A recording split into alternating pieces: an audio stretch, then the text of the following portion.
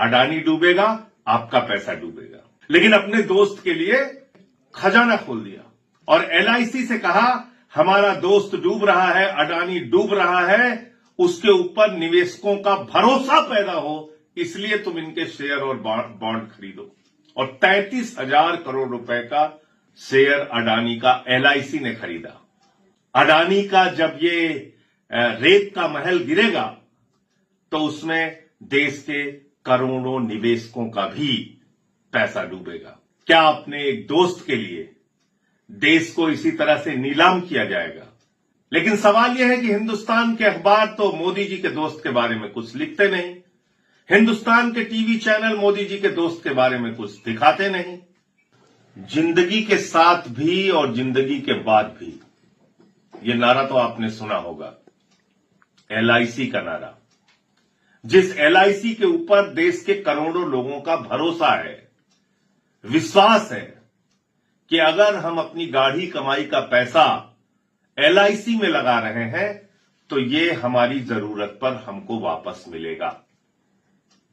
लेकिन उस एलआईसी संस्था को देश के प्रधानमंत्री नरेंद्र मोदी ने अपने दोस्त अडानी के लिए कैसे बर्बाद किया, कैसे नष्ट किया, इसकी एक रिपोर्ट वॉशिंगटन पोस्ट नाम के अखबार में आई है।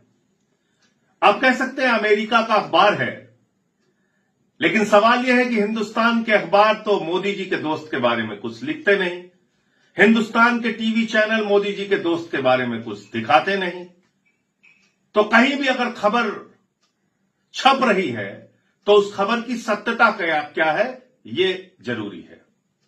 तो सत्यता इस खबर की यह है कि आपकी जिंदगी की गाढ़ी कमाई का पैसा उस एलआईसी से उठा के, जहां पर देश के 25 करोड़ लोगों की जमा पूंजी रखी हुई है, उस पैसे का 33,000 करोड़ रुपए अडानी के शेयर और बॉन्ड खरीदने में मोदी जी ने लगा दिया।